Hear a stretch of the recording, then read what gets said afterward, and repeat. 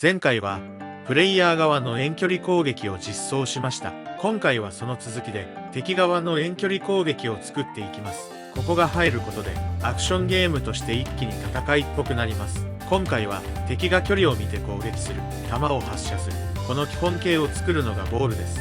アクションゲーム制作、敵側の遠距離攻撃編。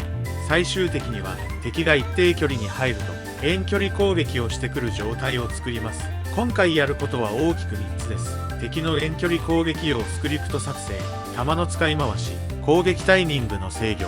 基本はプレイヤー側の仕組みを流用します。まず考え方です。敵もプレイヤーと同じで攻撃する、弾を出す、ダメージを与えるという流れは同じです。なので弾、ダメージ処理は共通にして誰が撃ったかだけを分けます。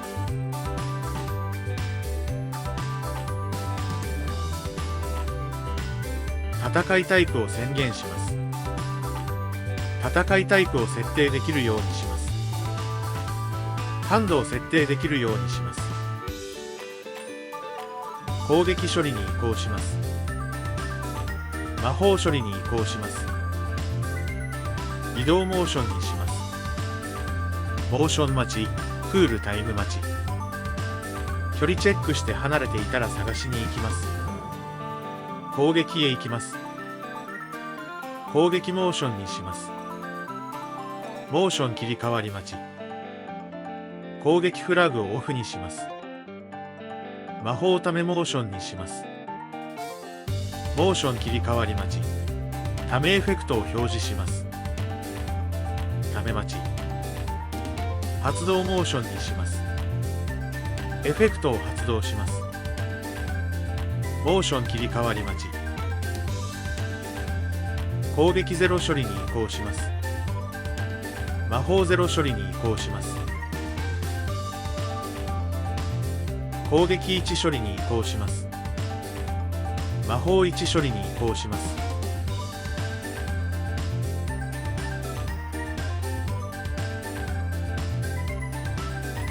右手を設定。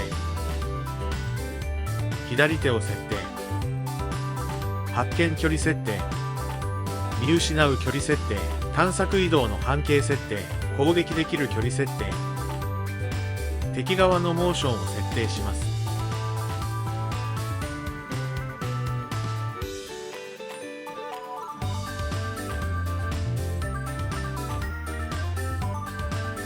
キャンバスグループを追加します。0になると消える。1になると表示される。キャンバスグループの参照できるようにします。アルファの設定を行います。画面に映っているかチェック。フラグを設定します。キャンバスグループを設定します。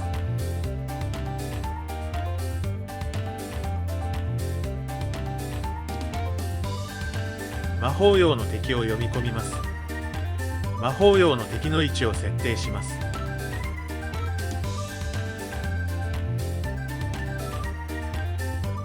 実際に動かしてみましょう。敵がプレイヤーを狙う。一定距離で弾を撃つ。被弾するとダメージが入る。これで敵が攻撃してくる存在になりました。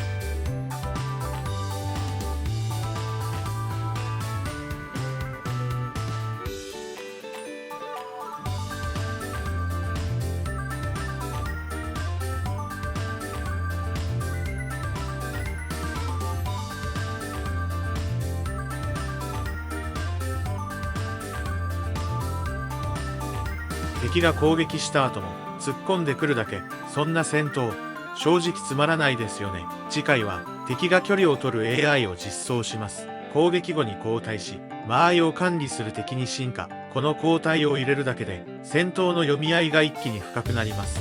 続きが気になる方はチャンネル登録、高評価もぜひお願いします。